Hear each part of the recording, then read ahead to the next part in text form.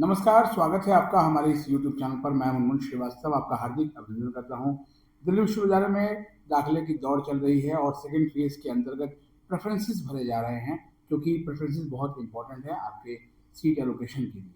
आपके बहुत से सवाल हैं इसी से जुड़े हुए और हम उनके जवाब लेने के लिए पहुंचे हैं ड्यू के रामदास कॉलेज में। और हमारे साथ मौजूद है रामदास कॉलेज के प्रिंसिपल प्रोफेसर अजय अरोड़ा, और उनसे जानेंगे सर कि प्रेफरेंसेस कितना इम्पोर्टेंट रोल प्ले करने वाले हैं इस एडमिशन की सीट एलोकेशन में। नमस्कार और धन्यवाद मुनमुन जी। इस क्वेश्चन जो आपने पूछा, इसके पीछे इसकी बहुत सी छुपी हुई इम्पोर्टेंस है। मैं दिल्ली के किस कोने पे रहता हूँ, मैं किस कोर्स में किस प्रोग्राम में पढ़ना चाहता हूँ, इन सारी चीज़ों के मद्देनज़र आप अपनी प्रेफरेंसेस सोचिएगा। अर्थात कि मैं बीकॉम ऑनर्स करना चाहता हूँ कि मैं बीकॉम करना चाहता हूँ, मैं बीए ऑनर्स पॉलिटिकल साइंस करना चाहता हूँ या बीए प्रोग्राम में पॉलिटिकल साइंस को मेजर लेते हुए हिस्ट्री एज माइनर लेना चाहता हूँ। तो ये चीज़ें अगर मेरी क्लैरिटी होगी तो मेरी प्रेफरेंस पहले प्रोग्राम की फिक्स हो जाएगी। दूसरा प्रेफरेंस आती है कॉलेज की। दिल्ली विश्वविद्यालय में कॉलेज कोई भी हो, कैंपस का कॉलेज हो, बाहर का कॉलेज हो, सब में एक ही समान सिलेबस, एक ही समान पढ़ाई होती है, एक ही तरह के टीचर होते हैं और सभी को एक ही डिग्री मिलती है, वो दिल्ली विश्वविद्यालय की है।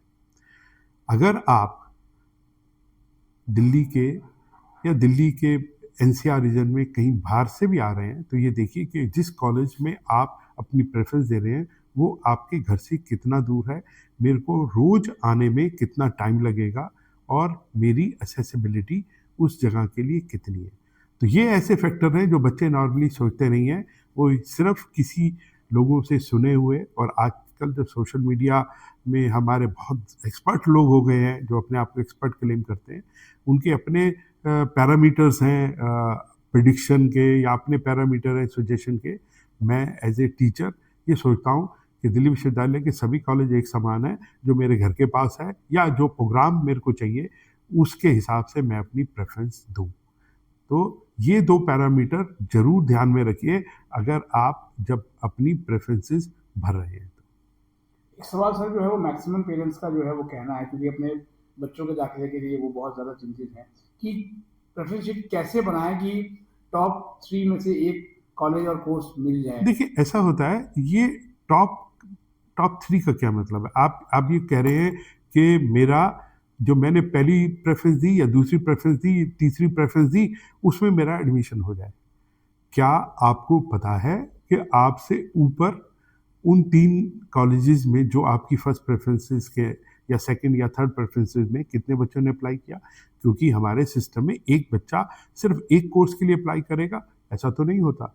मैं तो इस बात से आपके माध्यम से दिल्ली विश्वविद्यालय के उस एग्ज़ाम एडमिशन ब्रांच को और जो समर टीम है उसको बहुत कॉन्ग्रेचुलेट करूँगा कि ये एल्गोरिथम बहुत सिंपल एल्गोरिथम नहीं है कि जो नॉर्मली हमारे मेडिकल या इंजीनियरिंग कॉलेजेस में प्रेफरेंसेस देके एडमिशन होता है, उसमें जो डोमेन होता है वो सिर्फ वर्टिकल चलता है।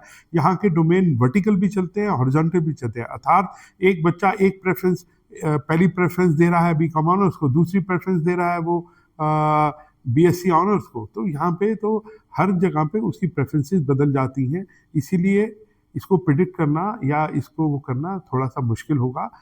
हाँ, अगर आपने मेहनत किया है और आपका स्कोर अच्छा है तो आपको दिल्ली विश्वविद्यालय के किसी भी कॉलेज में मिल जाएगा और धीरे धीरे आपकी प्रेफरेंस ऊपर भी बढ़ती जाती है, डिपेंडिंग ऑन दी कि आपने जो ऊपर प्रेफरेंस दी है अगर वहाँ सीटें नहीं भरती हैं तो आपका अपग्रेडेशन भी पॉसिबल हो जाता है। इसलिए बिल्कुल मत घबराइए कि हमने जो लिख दिया 1, 2, 3 नंबर पे हमारा उसी में होना चाहिए और मैं इसी तरह से करूं। जो भी आप जिससे भी डिस्कशन करें, मैंने जैसे पहले बताया कि ये 2 पैरामीटर बहुत इंपॉर्टेंट होते हैं कि मैं एक्चुअल में पढ़ना क्या चाहता हूं और दूसरा मेरे को किस कॉलेज में वो पढ़ना है, जिसके लिए उसका डिस्टेंस भी हो सकता है। अगर दिल्ली से बाहर से आ रहे हैं, हॉस्टल भी एक पैरामीटर हो सकता है और हॉस्टल में भी रैंकिंग होती है। तो ये सारी चीज़ें सबको मिला के आप आपको ये डिसीजन लेना चाहिए कि मैं किस तरह से अपनी प्रेफरेंसेस ऑप्ट करूं। सर ये तो रही सामान्य स्टूडेंट्स के लिए, लेकिन बहुत से ऐसे स्टूडेंट्स भी हैं जिनका नॉर्मलाइजेशन स्कोर जो है वो काफ़ी कम है देखिए अलग अलग कैटेगरी में, तो क्या वो प्रेफरेंसेस का जो साइज है वो बड़ा कर दें? देखिए वैसे भी आपको कोई पैसे नहीं लग रहे हैं, आपकी कोई एनर्जी वेस्ट नहीं हो रही है, आपकी जेब से कुछ जाने वाला नहीं है कि अगर मैं मेरे पास किसी प्रोग्राम में 25, 30 या 35 प्रेफरेंसेस हैं, मैं 35 की 35 प्रेफरेंस ना भरूं। मैंने जैसे ही बताया कि सारे कॉलेजेस में डिग्री एक ही है, सारे कॉलेज में प्रोग्राम एक ही है, सारे कॉलेज में सिलेबस एक ही है, एक ही जैसे कि टीचर पढ़ाते हैं। तो अगर मान लीजिए आपने कम नंबर ऑफ कॉलेजेस ऑप्ट किए और उस नंबर में आपका अगर नहीं आया तो आप तो रेस से बाहर हो गए। तो मेरी तो बहुत क्लियरिटी है कि आप अपनी प्रेफरेंसेस जितनी भी मैक्सिमम दे सकते हैं उसको मैक्सिमम देनी चाहिए। आप इससे कुछ लूज नहीं कर रहे हैं, आप एश्योर कर रहे हैं कि दिल्ली विश्वविद्यालय किसी न किसी कॉलेज में आपका जिस प्रोग्राम में आप चाहते हैं उसमें एडमिशन हो जाएगा। सर पिछले कुछ सालों से जो है वो कॉमर्स, खासतौर पर बीकॉम ऑनर्स, बीकॉम प्रोग्राम के कोर्स का बड़ा क्रेज है, तो कॉमर्स के स्टूडेंट्स ने पूछा है कि क्या वो बीए प्रोग्राम के कोर्स भी अपने पोर्टफोलियो में ऐड कर सकते हैं? देखिए आपको एक एग्जांपल मैं देता हूँ कि बीए में भी कॉमर्स के कम्बिनेशन पॉसिबल हैं और एक नहीं 6 या 7 डिफरेंट कम्बिनेशन पॉसिबल हैं बीए प्रोग्राम में भी। वो कॉमर्स के ही पेपर आते हैं, कॉमर्स वाणिज्य और कॉमर्स जो हमारी faculty of business studies, commerce and business studies है उसके तहत ही आते हैं। तो बीए के अंदर भी कॉमर्स के कम्बिनेशन अवेलेबल हैं। तो सर उसको भी मतलब वो ऐड कर सकते हैं? मैंने बताया ना जी कि वो बच्चे की अपनी लाइकिंग है। उसमें एक एडवांटेज है कि वो कॉमर्स के साथ में अगर बीए प्रोग्राम में वो कॉमर्स एक डिसिप्लिन लेते हैं तो कॉमर्स के साथ में उसको मेजर बना सकते हैं कॉमर्स को। उसके साथ में वो अपनी चॉइस का दूसरा डिसिप्लिन जो कि हिस्ट्री भी हो सकता है, पॉल साइंस भी हो सकता है, मैथ्स भी हो सकता है, डिपेंडिंग ऑन किस कॉलेज में, और लैंग्वेज भी हो सकता है। तो वो उनको एडवांटेज बीए प्रोग्राम का मिलता है। तो कृपया करके पहले आप अगर कॉमर्स का ही जैसे आपने एग्जांपल पूछा तो कॉमर्स, बीकॉम ऑनर्स और बीकॉम और BA with commerce and discipline, इसके बारे में थोड़ा सा डिटेल से स्टडी कर लीजिए या किसी ऐसे व्यक्ति से समझ लीजिए जिसको दिल्ली विश्वविद्यालय के इन प्रोग्राम्स के बारे में ज्ञान है। सर इसी से जुड़ा हुआ सवाल जो है वो ह्यूमैनिटीज और सोशल साइंस के स्टूडेंट्स का है।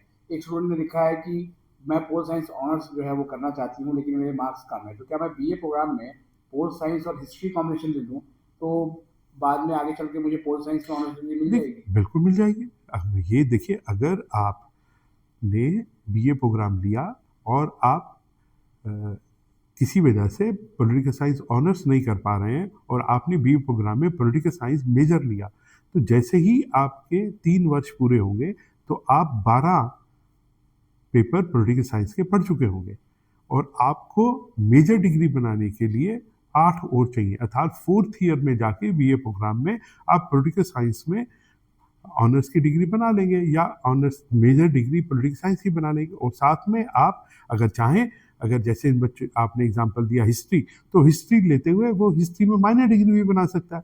तो वैसी ही फैसिलिटी उसको अवेलेबल थी 3 साल पॉलिटिकल साइंस ऑनर्स में, वो 4 साल में पॉलिटिकल साइंस में मेजर और साथ में अगर चाहे तो हिस्ट्री जैसे सब्जेक्ट में माइनर भी बना सकता है। ये तो एनईपी का बहुत बड़ा पॉजिटिव पॉइंट है जो दिल्ली विश्वविद्यालय के बीए प्रोग्राम में अवेलेबल है। चलते चलते सर आज का लास्ट सवाल, इन दिनों बच्चों से ज़्यादा उनके पेरेंट्स वरीड हैं प्रेफरेंस सीट को बनाने के लिए और अब 3-4 दिन बचे हुए हैं, तो आप क्या एडवाइस करेंगे? मैं थोड़ा सा उनसे हाथ जोड़ के विनती करूंगा, जो वो आपका बच्चा चाहता है, ये घिसा पिटा सा स्टेटमेंट लगेगी, लेकिन जो बच्चा आपका चाहता है उसको करने दीजिए, उसको पढ़ने दीजिए। वो जो पढ़ना चाहता है और जो वो अपनी खुशी से पढ़ेगा वो उसमें जरूर एक्सेल करेगा। जो आदमी जो काम खुशी से करता है उसकी आउटकम हमेशा अच्छी निकलती है। और आजकल की युवा जो है वो हमसे जो एक जनरेशन उनसे ऊपर है, उनके माता पिता से, शायद इन्फॉर्मेशन में चीज़ों को समझने में ज़्यादा सक्षम है। तो मेरी आपके माध्यम से उन माता पिताओं को ये सजेशन है, एडवाइस तो नहीं कहूँगा, कि कृपा करके जो बच्चा चाहता है वो उसको करने दीजिए। अगर मान लीजिए किसी वजह से उसको पॉलिटिकल साइंस ऑनर्स करनी है और उसको पॉलिटिकल साइंस ऑनर्स दिल्ली विश्वविद्यालय के किसी रेगुलर कॉलेज में नहीं मिल रही जहां वो चाहता है, या जो उसके घर के पास है, या जो भी उसकी लाइकिंग है, तो उसको एसवेल से करने दीजिए। सेम डिग्री है और एसवेल से भी वो पॉलिटिकल साइंस ऑनर्स कर सकता है और अपनी उस सब्जेक्ट में ऑनर्स की डिग्री ले सकता है जो वो किसी रेगुलर कॉलेज में ले सकता है। अगर वो उसको पॉलिटिकल साइंस ऑनर्स करने में खुशी मिलती है तो कृपया करके उसको मत रोकिए, उसको करने दीजिए। आज एक नहीं, बहुत ज़्यादा ऑप्शंस अवेलेबल हैं हमारे स्टूडेंट्स के लिए। दिल्ली विश्वविद्यालय के आने वाले जितने भी भावी स्टूडेंट हैं, उनको जो पढ़ना चाहते हैं उनको पढ़ने दीजिए, खुशी से पढ़ेंगे और वो उसमें ज़रूर ही तरक्की और ऐसी पोजीशन पाएंगे जिससे आने वाले वक्त में उन माँ बाप को भी बहुत गर्व होगा। बहुत बहुत धन्यवाद सर, इतनी अच्छी जानकारी विद्यार्थियों को और उनके अभिभावकों को देने के लिए। नमस्ते, धन्यवाद।